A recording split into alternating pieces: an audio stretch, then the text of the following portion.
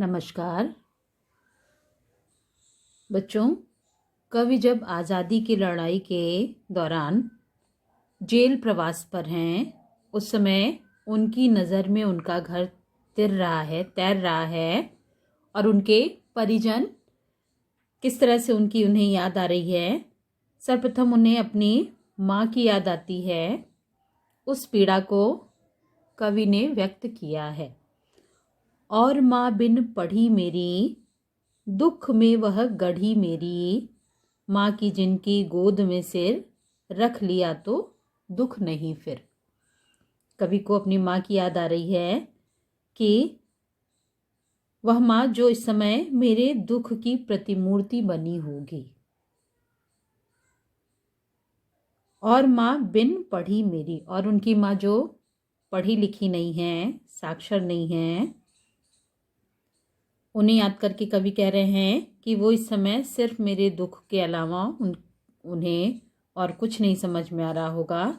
माँ की जिनकी गोद में सिर, रख लिया तो दुख नहीं फिर। कवि अपनी माँ को इसमें सबसे ज़्यादा याद करते हुए कह रहे हैं कि यदि माँ की गोद में सिर मैं रख लेता था तो मेरे पास कोई भी दुख नहीं भटकने पाता था। इसलिए उन्हें अपने माँ की गोद की याद आ रही है।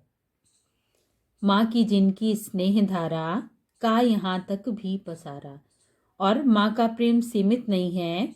इसलिए कवि कह रहे हैं कि भले ही मैं माँ से दूर हूँ, लेकिन यहाँ पर भी उनकी स्नेह धारा का, उनके प्रेम का, स्नेह धारा इसमें रूपक अलंकार होगा, यानी उनके प्रेम रूपी धारा का यहाँ तक फैलाव है। यहाँ तक वो उनका प्रेम मुझे सहारा दे रहा है। उसे लिखना नहीं आता जो कि उनका पत्र आता। बिन पढ़ी माँ, यानी उन्हें लिखना नहीं आता है, इसलिए उनका पत्र भी नहीं आएगा। और अब माँ के बाद पिताजी को याद करते हुए कह रहे हैं, पिताजी जिनको बुढ़ापा एक क्षण भी नहीं व्यापा। पिताजी जो बहुत ही क्रियाशील थे, कवि कह रहे हैं पिताजी जिन्हें एक क्षण के लिए भी बुढ़ापा नहीं आया, नहीं व्यापा, जो अभी भी दौड़ जाएं, जो अभी भी खिलखिलाएं।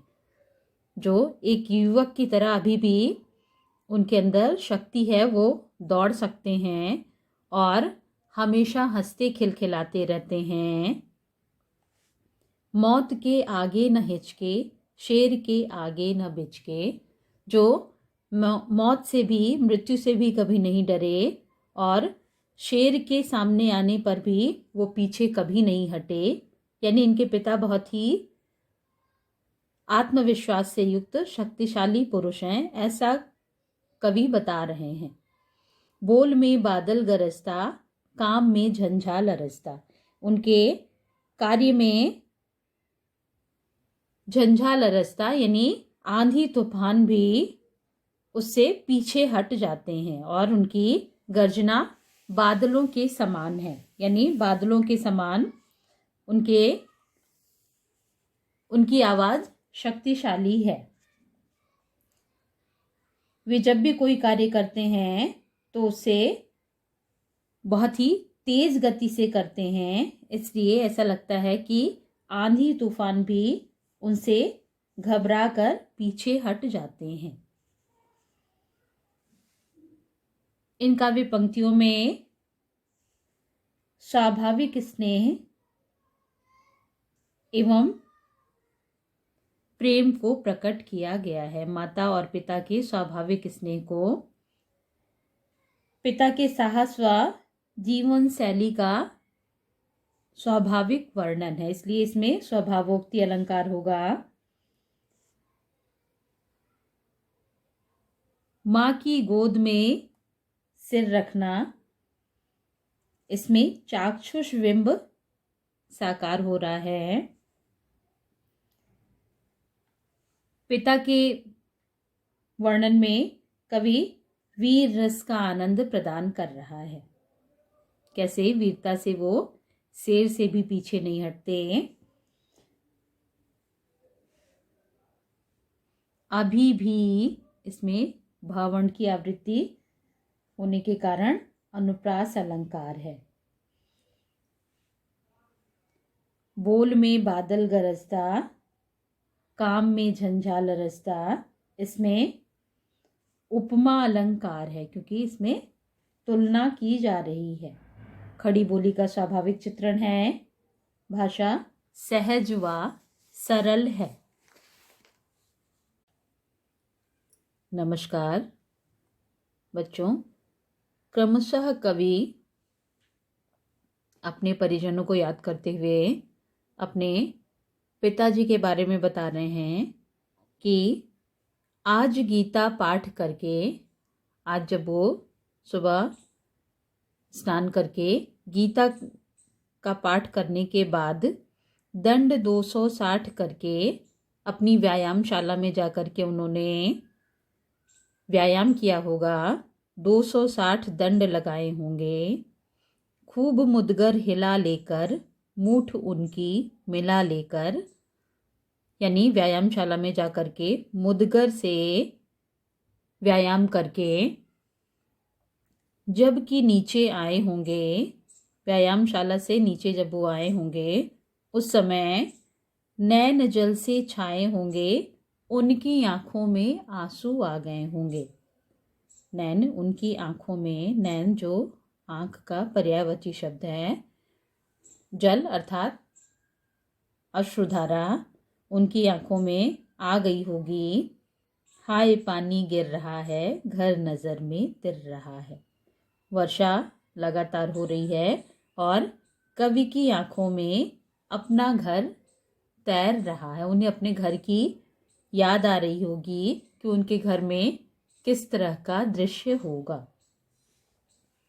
4 भाई 4 बहनें उनके घर में, मतलब उनके कवि के 4 भाई और 4 बहन हैं।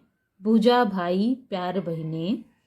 इस पंक्ति का कवि ने दोबारा वर्णन किया है, यानी उनके भाई जो एक दूसरे का सहारा हैं, भुजा यानी शक्तिशाली, शक्ति के रूप में हैं, और बहनें जो प्यार के रूप में हैं।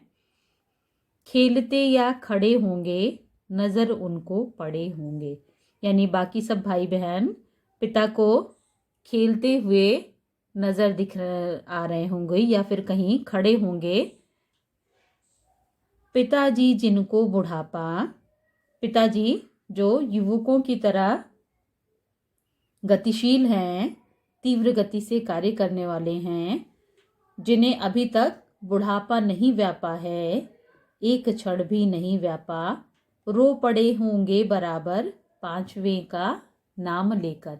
कवि जो अपने भाई बहनों में 5वें स्थान पर था, सोच रहे हैं कि जब पिताजी व्यायामशाला से नीचे आए होंगे और अन्य भाई बहनों को खेलते या खड़े हुए देखे होंगे और मुझे ना देख करके वो निश्चित रूप से रो पड़े होंगे।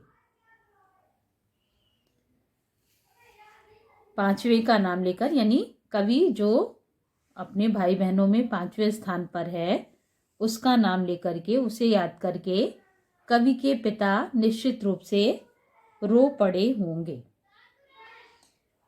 इसमें पिता के संस्कारी रूप, स्वस्थ शरीर व भावुकता का वर्णन किया गया है। यानी ऐसा नहीं है कि सिर्फ माँ ही भावुक होती है, पिता भी भावुक होते हैं, लेकिन वो प्रत्यक्ष रूप से उसे प्रदर्शित नहीं करते हैं। दृश्य बिंब है। संयुक्त परिवार का आदर्श रूप प्रकट हुआ है।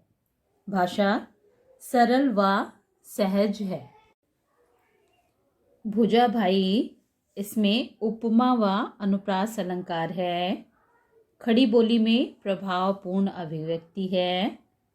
मुक्त छंद का प्रयोग है और शांत रस स्पष्ट हो रहा है।